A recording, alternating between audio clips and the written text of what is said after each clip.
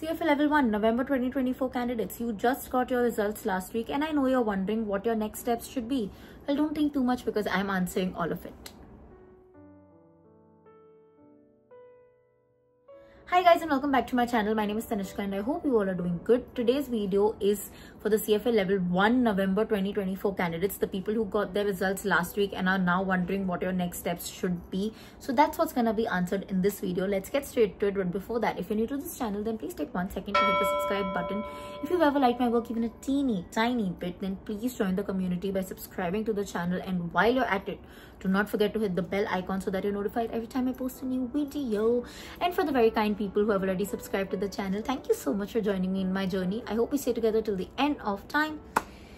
Okay, so let's quickly first address the people who have passed and then we'll go to the people who did not pass. For the people who passed, congratulations. I know you guys must be so happy, more than happy, so relieved ki done.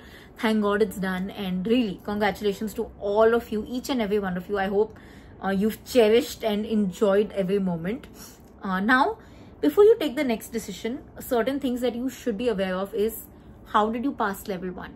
You know, sometimes what happens is, this is not an always case, but I've seen a lot of cases where they say, you know, I just started studying in the last 2 months and I gave it so much time and everything and I passed, which is okay. I'm not saying that you've done anything wrong. It's completely fine. But understand that there may also have been a factor of luck. There may have been a factor that you're not doing anything else. There may have been other factors as well. You in general might be very smart as a person. Your IQ might be very high. You might already be in the finance industry. There can be multiple reasons which you should analyze, because that is important for you to take this decision of when to give level 2 if you even want to, right? That is very important. Now, first things first, May 2025 is something I do not recommend anybody to go for. Absolutely none of you.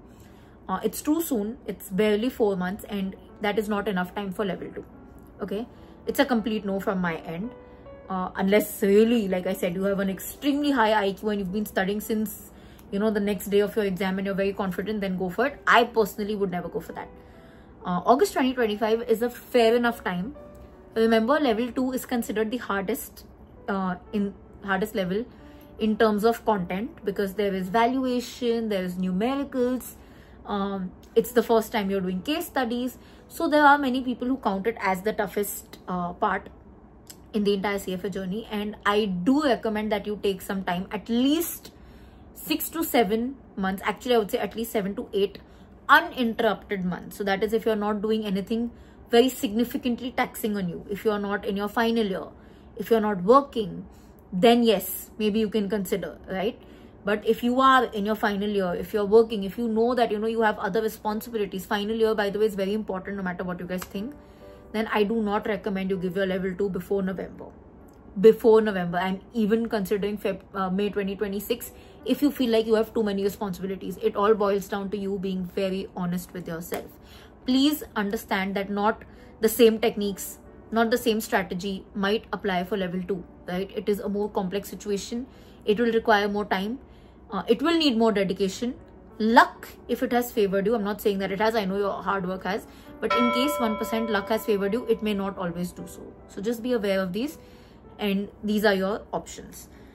Now for the people who want to maybe work first and give level 2, it's not a wrong option, but in my opinion, it's just a personal opinion. You may take it, you may not take it.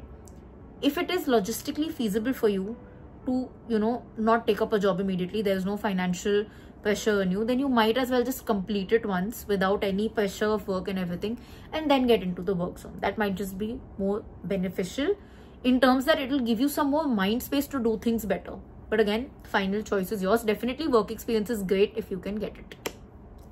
Now coming to the people who unfortunately could not pass. I know it's been not the best journey. It's been very painful for you all. Believe me, I can relate, I can understand. And all I can say is hard luck, hard efforts, maybe wrong strategy, whatever it is, it was just not meant for this time, and I'm sure good things are coming your way. First things first, I hope you guys have not taken any rash decision. Or agar liya hai, to please reconsider it right now of, oh, I'm gonna completely leave CFA, I'm gonna give it right away. Understand what went wrong. It is very important that you understand what went wrong. Was it a wrong strategy? Was it poor time management? Was it lack of time completely? What went wrong? Also understand your score. You need to actually analyze your entire scorecard. That is very, very important. If you were very close to the minimum passing line, definitely give it one more chance. I know it's easier said than done, but don't leave it at this point if it was your first attempt. If you were extremely away from the minimum passing line, then you have to think. You're just in level 1, right? Abhi aage 2 bhi dena hai, 3 bhi dena hai. How important is CFA for you? Are you doing it just because people have done it around? It's a valid reason. Are you doing it because you feel like it's going to give you the best job? Other things will give you good jobs as well. What is the reason? Is your why strong enough to hold you through the extreme downs of this, is what you need to think, especially if your score is very much down the passing line. If it is something really, really important for you, it is something very passionate, you have no alternate option, then give it one more shot, but plan wisely. Make sure your strategy is better this time. So those are 2 points. When should you give the next exam? Again, for the people whose score is very, very close to the minimum passing line, that is 1 point. You can afford it because this is not an early bird cost. And you were genuinely ready. You're not near the minimum passing line by luck. You can give the exam in May.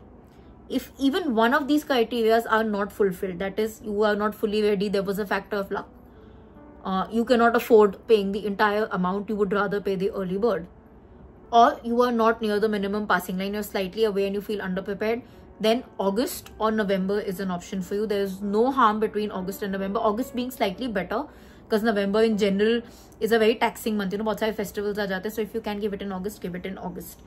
That's as simple as that. But yes, if you're giving in August, understand the early bird is gonna close for that by the end of this month. So pay for that quickly. Okay. So yes, basically itni si baat hai. These are what your next steps should be. And by chance, I just want to add, if for whatever reason you decide you want to leave CFA, it's not a big deal. Don't let anybody make you feel guilty for it, make you feel bad for it. You know your circumstances. You know how difficult it's been for you mentally, physically, emotionally. Honestly, nobody can understand how difficult this exam is on you other than you. Believe me, I have understood this. Yes, your family can sympathize with you. They can understand to a certain point. But the actual pain, actual struggles, only and only you can understand. So if for whatever reason you decide that I don't want to go ahead with this, it's a completely fair enough decision. There's nothing wrong. And in fact, you're taking it at the right time. In level 1 itself, aage bahut lambi journey hai. So the only thing I would say is, take that decision with a full analytical mindset. Don't take it out of emotions. Take it with your practical mind. Analyze things and then take that decision purely so that you do not regret it. Even if it's a no, I don't want to do it, it should not bring any form of regret in the future. That's it. That's literally the only thing you need to keep in mind, and nothing else is important. With that, I'm ending this video. This was literally the last video I'm making for the November 2024 batch. I'll see you guys in your next attempt if you decide to give it. Nahi to bhi, you can always stay around in this channel. We talk about a lot of other things, and I just hope that I stay connected with you forever. If you like this video, don't forget to like, comment, share, subscribe. I'll see you guys very, very soon. Until then, keep sparkling and definitely keep learning.